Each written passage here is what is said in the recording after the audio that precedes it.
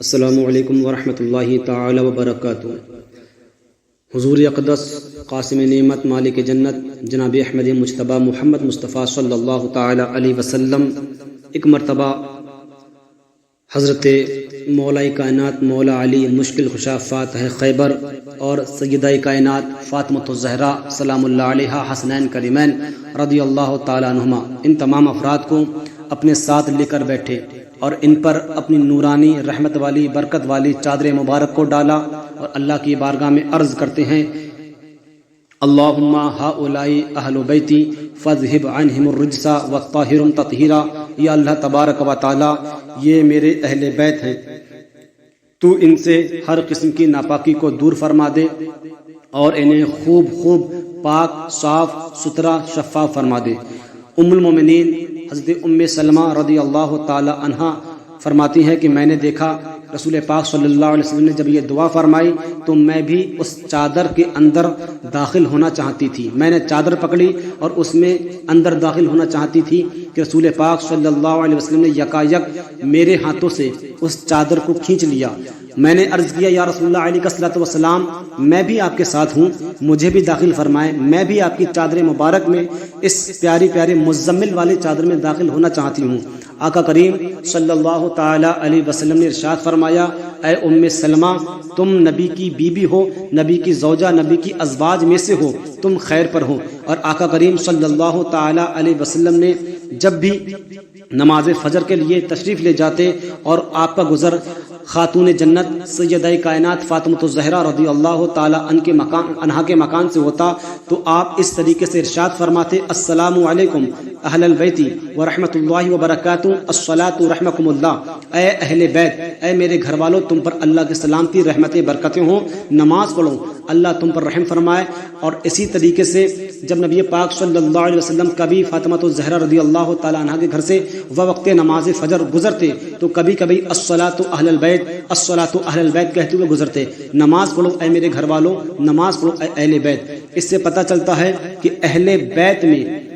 مولا کائنات فاطمۃ الزہرا اور حسنین کریمین شامل ہیں۔ یہ تمام افراد کو اہل بیت میں شمار کیا جاتا ہے۔ اور آقا کریم صلی اللہ تعالی علیہ وسلم کس طریقے سے اپنے اہل بیت سے محبت فرماتے ہیں، اپنے اہل خانہ سے، اپنے بیٹی سے، اپنے داماد اور اپنے نواسوں سے کس طریقے سے محبت فرماتے ہیں کہ حضرت جابر بن عبداللہ رضی اللہ تعالی عنہما فرماتے ہیں، رسول پاک صلی اللہ تعالی علیہ وسلم حج کے موقع پر عرفہ کے دن اپنی سواری قصبہ پر سوار تھے اور خطبہ ارشاد فرما رہے تھے تو میں نے خود اپنے کانوں سنا کہ آقا کریم صلی اللہ تعالی علیہ وسلم نے ارشاد فرمایا، ایھا الناس قد ترکت فیکم ما ان اخذتم به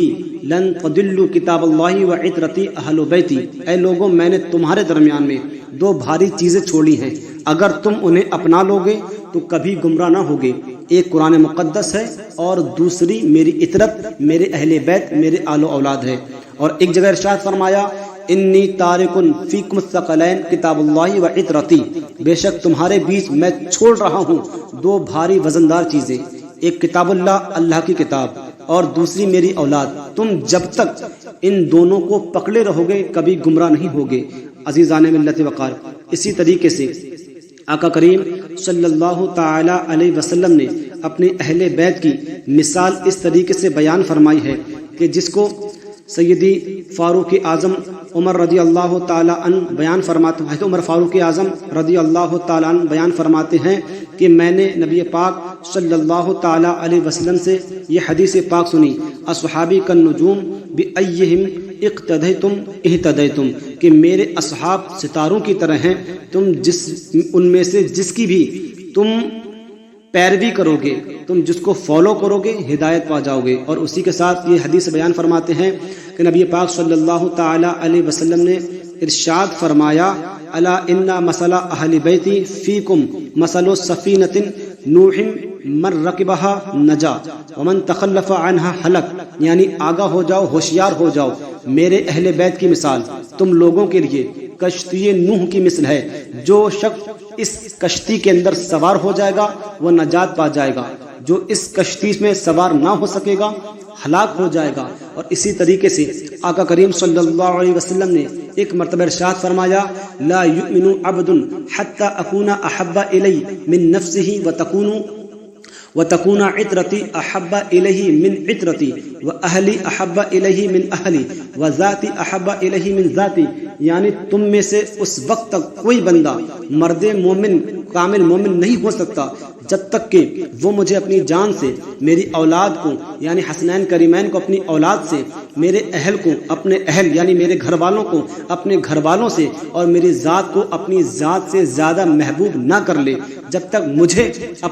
اپنے آپ سے زیادہ پسند نہ کر لے۔ اسی طریقے سے مصطفیٰ کریم رؤوف الرحیم صلی اللہ تعالی علیہ وسلم نے ارشاد فرمایا من احبنی واحب ہذان امہا واباہما کان معی فی درجۃ یوم القیامہ، یعنی جس نے مجھ سے محبت کی اور ان دونوں سے حسنین کریمین رضی اللہ تعالیٰ عنہما سے محبت کی، ان کی ماں حضرت فاطمہ الزہرا رضی اللہ تعالیٰ عنہا سے محبت کی، اور ان کے والد مولا کائنات مولا علی مشکل کشا فاتح خیبر سے محبت کی، گویا وہ شخص قیامت کے دن قیامت کے روز میرے ساتھ میرے درجے میں ہوگا، یعنی جنت کے جس اعلیٰ مکان میں میں رہوں گا اسی اعلیٰ مکان میں وہ انسان بھی رہے گا۔ مصطفیٰ جان رحمت صلی اللہ تعالی علیہ وسلم نے ارشاد فرمایا جو لوگ اہل بیت سے معاذ اللہ نفرت کرتے ہیں، دشمنی کرتے ہیں، ایسے لوگوں کے لیے آقا کریم نے ارشاد فرمایا لو ان رجلا صعد بین الرکن والمقام فصلى وصام ثم مات وهو مبغض لأہل بیتی محمد صلی اللہ تعالی علیہ وسلم دخل النار، یعنی اگر کوئی شخص کعبہ کے اندر ایک گوشے میں اور مقام ابراہیم کے درمیان چلا جائے اور نماز پڑھے، روزہ بھی رکھا ہو، پھر وہ شخص اس حال میں مرے کہ میرے اہل بیت سے دشمنی اور عداوت اور بغض رکھتا تھا، فدخل النار، تو پھر وہ اس کو جہنم میں داخل کر دیا جائے گا۔ اس لیے ہم تمام لوگ اپنے اہل بیت سے اس لیے محبت کرتے ہیں کیونکہ ہمارے آقا نے ہمیں اہل بیت سے، اللہ تبارک و تعالیٰ نے اہل بیت سے محبت کرنے کا حکم دیا ہے، محبت کرنا سکھایا ہے، محبت کا درس دیا ہے۔ اہل بیت سے محبت کرنا یہ ہمارا ایمان ہے۔ جب تک کوئی بندہ اہل بیت سے محبت نہیں کرے گا اس کا ایمان مکمل نہیں ہو سکتا، بلکہ ایمان والا نہیں ہو سکتا۔ اس لیے ہم تمام اہل بیت کا دل سے ادب کرتے ہیں، تعظیم اور توقیر کرتے ہیں، اور ان کو اپنے دل میں اپنے ایمان کا حصہ جانتے ہیں۔ اہل بیت کی محبت ہمارا ایمان ہے۔ کسی کے کہنے سے یا کسی کے دکھاوے کرنے سے ہمیں محبت کرنے کی یا دکھانے کی ضرورت نہیں ہے۔ اہل بیت ہمارا ایمان کا حصہ ہے۔ جب تک ہمارا یہ عقیدہ ہے کہ جب تک اہل بیت سے محبت نہیں ہو سکتی ایمان نہیں ہو سکتا، اس لیے کہتے ہیں کہ کس زبان سے ہو بیانے مدح شان اہل بیت، مدح گوئے مصطفیٰ ہے، مدح خان اہل بیت ان کی پاکی کا خدائے پاک کرتا ہے بیاں، آیا تطہیر سے ظاہر ہے شان اہل بیت، ان کے گھر میں بے اجازت جبرائیل آتے نہیں، قدر والے جانتے ہیں قدر شان عز بیت، قدر شان اہل بیت، اور گھر لٹانا سر کٹانا کوئی تجھ سے سیکھ لے جانے عالم ہو فدا، اے خاندان اہل بیت بے ادب گستاخ فرقے کو سنا دو اے حسن، یوں بیاں کرتے ہیں سنی داستان اہل بیت۔